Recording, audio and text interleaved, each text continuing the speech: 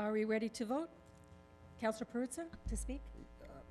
Thank you very much, Madam Speaker. I'm not going to be supporting that motion, and you know, it's not about getting on with people's lives. I guess to some degree, you know, as trees are replaceable, so are we. You know, maybe some of us should step aside and let somebody else move into the spot.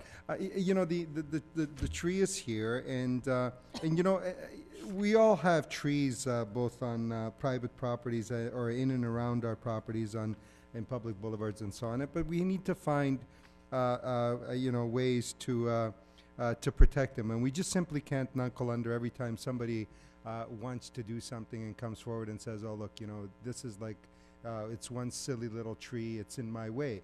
Well, you know what? There are thousands and thousands and thousands and thousands and thousands of silly little trees in everyone's way, and if you begin to basically, you know, for no good reason, just simply say, "Oh, okay, let this one go because it's on private property," then your tree canopy targets, all of those noble things that we all like to sit back and talk about, you know, the greenhouse gas stuff, the carbon stuff, and shading and cooling and greening. Well, then, you know what? Take all of that stuff, rip it up, burn it in your fireplace. You know, add a little smoke to the thing, because that's basically where it's all headed. And I think that you need to stand your ground, and this is one of those places where I'm prepared to, you know, to stand my ground and say, no, you can't. You know, unless there's a, you know, there's a compelling argument that gets made for that, then quite frankly, the answer is no. So I think the tree should stay and should stand. Okay, so we're ready to... Madam Chair, I'd just like to make one more comment. As we know, that forestry is a very renewable resource, and down in the heart of Ward 10, city staff are just finishing up massive reservoirs, which included the cutting down of hundreds of trees. So we're just working on a replacement program for 200 trees. So with all due respect, I think it's disingenuous, to say the least, that we can march ahead on pet projects that serve certain purposes and cut down what's estimated to be approximately 400 trees, and then deny an individual resident their ability to cut down one. All right. Well, since we're engaging in banter across the aisle, well, if he gets a second crack, I get a second crack too, right? I mean, what's good for the goose is good for the gander, isn't that? Madam Speaker, And if we're you're gonna the have gander volleys, in let's this volley away. scenario? Yeah. We veered from procedure already. We don't generally volley. You speak and you're done. No, we generally speak 2 and 3 times here. Councillor Perruzza? Madam Chair, it's not about, you know, I don't mean to get into a philosophical discussion with the councillor on what we should or shouldn't do. You know, we're simply willy-nilly clear-cutting, you know, trees everywhere. I mean, you look at what's happening in Brazil, for example. You know, so I don't want to, you know, elevate the discussion, you know, onto a global level. But I think what we have here in the City of Toronto is we have a very, very good bylaw. A bylaw that intends to protect trees, because we as a city council and as a city have taken some very determined positions about where we would like to see our tree canopy, and why it is that we want those trees in this city. And if you come along and I recall some very heated discussions around trees, and trees that were being asked to be removed because of roots, you know, that were you know, going under foundations and those kinds of things, and we said no. We said no because we had a very determined bylaw that basically said that we want to protect these trees.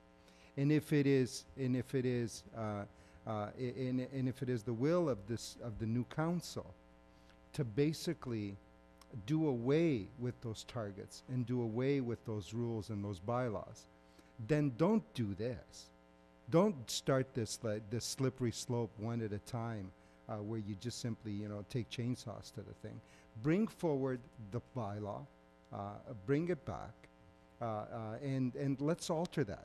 If it is the will of the new council to say that our tree canopy targets and our tree protection rules basically should be watered down and done away with, then bring back the policy and do away with it. Otherwise, you stay with it. You stay with the rules that you've basically implemented, and you say no. It's as simple as that. Because doing it like this, you're just setting yourselves up for a great big embarrassment down at council, because these things aren't going to go away. They're going to come back as very, very serious debates. And this, quite frankly, is a very, very serious issue. It's not a single tree. It's about how it is that you are going at your own bylaw as it protects trees and and all of those other things that it speaks to. That's exactly what you're doing. So we have the chair's motion, and we have Councillor Parker's motion? Okay, so, okay, Councillor Fillion. This is, and I'm sorry, I wasn't paying attention to the beginning of this. This is in Councillor Robinson's ward, and I missed whether she'd given instructions or not, and She has given instructions for the two items, 11 and 12, I believe, to go ahead, Go ahead with staff recommendations. just to go ahead and deal with them, yeah. go ahead. But But in, with staff recommendations, or we don't know? We don't know. I'm sorry, yeah.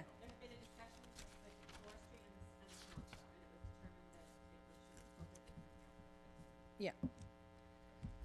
Okay, so we have the chair's motion to adopt the staff recommendation. All in favor? One, I'd two- like to have a recorded vote on that, Madam Chair. Okay, Councillors Perruzza, Audrey, and Fillion and Carroll. Opposed, Councillors Cole, Stintz, Pasternak, Minnan-Wong, and Parker. So the motion loses. Councillor Parker's amendment to permit the removal of the tree. Recorded vote, just All the in same. favor? Councillors Parker, Minnan-Wong, Pasternak, Stintz, and Cole. Against, Councillors Perruzza, Audrey, Fillion, and Carroll. So that carries. Thank you.